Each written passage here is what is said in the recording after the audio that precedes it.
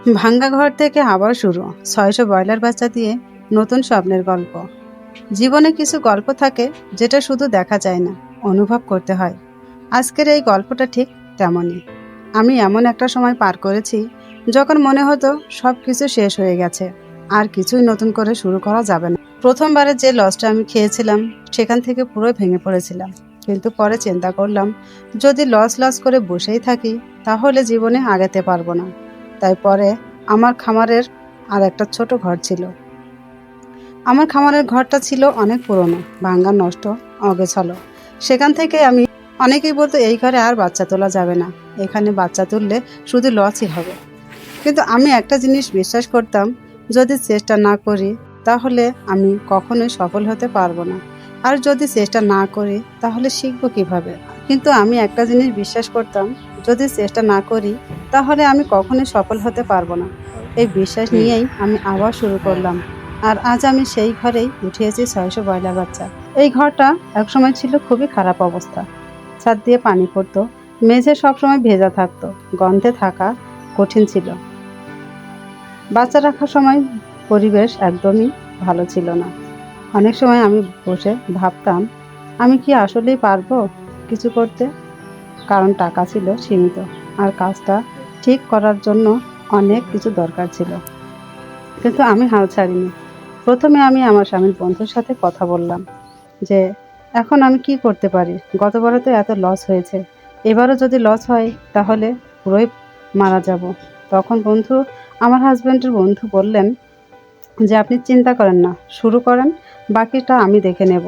আমি খাদ্য, ওষুধ সব কিছু আপনাকে এখনই সব কিছু দিয়ে দেব।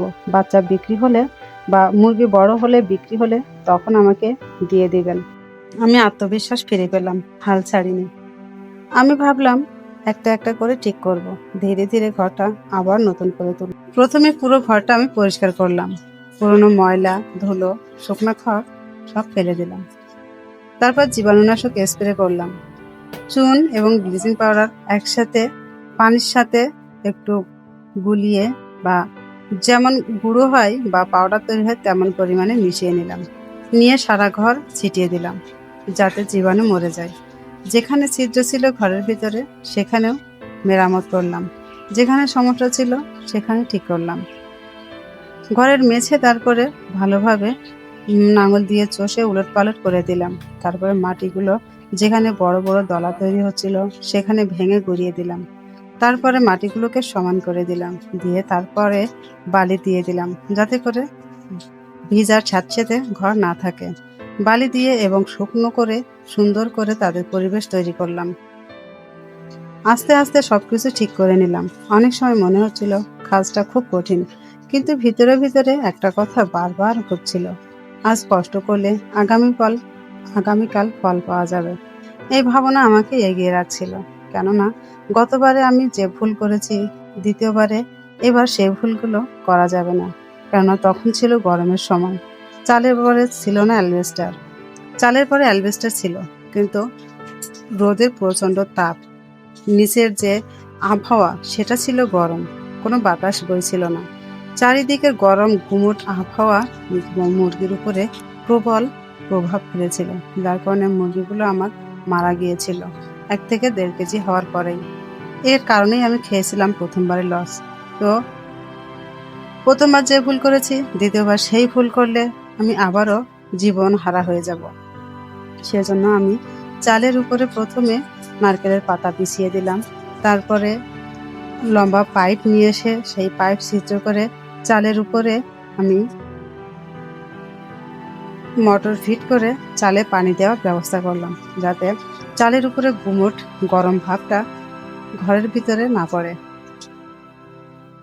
চাল ঠান্ডা করলাম। যখনই প্রচণ্ড রোদ হয় বা প্রচণ্ড বৃষ্টি হয়, প্রচণ্ড রোদ হয় বা প্রচণ্ড গরম হয়, তখন আমি মোটর ছেড়ে চালটাকে ঠান্ডা করে দিই। তখন দেখেছি আমার ঘরের ভিতর পরিবেশটা সেই গুমোট ভাবটা আর থাকে না, ঠান্ডা আবহাওয়া চলে আসে। অবশেষে সেই দিন এলো। আমি ৬০০ ছোট ছোট ব্রয়লার বাচ্চা নিয়ে এলাম। ছোট ছোট হলুদ রঙের সেই বাচ্চাগুলো ঘরে আসার সাথে সাথে পুরো পরিবেশটাই বদলে গেল। তাদের ছোট ছোট ডাক, চি চি শব্দ সব মিলিয়ে মনে হচ্ছিল নতুন একটা জীবন শুরু হয়েছে। প্রথম দিন শুধু দেখছিলাম সবকিছু ঠিক আছে কিনা। খাবার, পানি, তাপমাত্রা সবকিছুর উপর নজর রাখছিলাম। কারণ প্রথম কয়েকদিনই সবচেয়ে গুরুত্বপূর্ণ। প্রথম দিন এত পরিমাণ গরম পড়েছিল বাচ্চা আনার পরে, মনে হচ্ছিল যে এই বাচ্চা ব্রুডিং করার কোনো প্রয়োজন নেই। তো যখন জায়গা ছোট করে দিয়েছিলাম, তখন দেখা যাচ্ছে বাচ্চা গরমে হাঁপাচ্ছিল। পরে বিকালবেলা সে বাচ্চাগুলোকে আমি জায়গা বাড়িয়ে ছড়িয়ে দিলাম। ছড়িয়ে দেওয়ার পরে বাচ্চা গরমে একদিনও ব্রুডিং করতে হয়নি। বাচ্চাগুলো খুব ভালোই ছিল।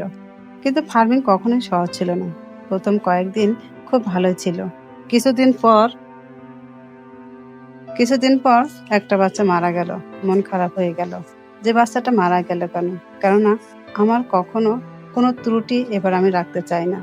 গতবারে যে ত্রুটি আমি রেখেছিলাম, এবার সেই ত্রুটির যেন না হয়। একটা চিন্তা সবসময় মাথায় ছিল, একটা বাচ্চাও যেন মরে না যায়।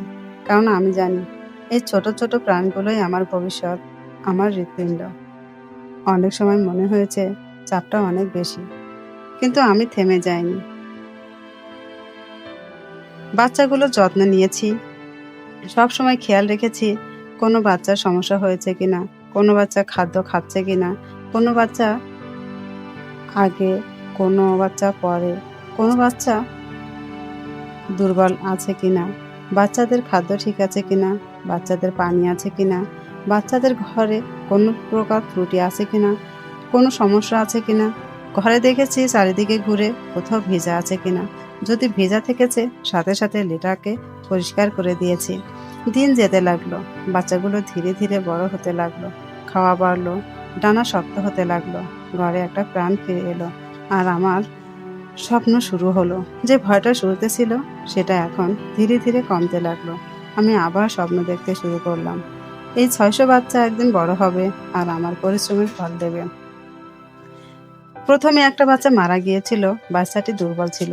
তারপরে কয়েকটি বাচ্চা মারা গেল, সেগুলো দুর্বল কিন্তু কোনো রোগ ছিল না।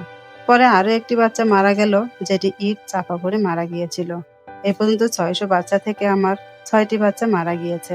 বাচ্চা প্রথম ৭ দিনে আমি ওজন দিয়েছিলাম। ওজন দেওয়ার পরে তাকে মেপে দেখলাম যে ১০টা বাচ্চা আমার ২ কেজি ওজন হয়েছে। তার মানে ১০টা বাচ্চা যদি ১০ কেজি ওজন হয়, তাহলে সেক্ষেত্রে এক একটা বাচ্চা আসে ২০০ গ্রাম করে। তাহলে আল্লাহর রহমতে সেগুলো খুব ভালো গ্রোথ। ১০ দিনে ২০০ গ্রোথ মানে প্রতিটি বাচ্চা আমার প্রতিদিন ৫০ গ্রাম করে বাড়ছে। আজ আমি শুধু একটা কথা বলবো, শুরুটা ছোট হলেও যদি মন দিয়ে করা যায়, তাহলে সফলতা একদিন আসবেই। এই ৬০০ বাচ্চা আমার কাছে শুধু ফার্ম না, এটা আমার নতুন জীবনের শুরু। যদি ভিডিওটা ভালো লাগে তাহলে সাপোর্ট করবেন, আর এমন আরও গল্পের জন্য পাশে থাকবেন। যদি আমার কোথাও কোনো ভুল হয়েছে, কোথাও ত্রুটির কারণে আমি আগাতে পারিনি, আমাকে কমেন্টে জানিয়ে দিবেন।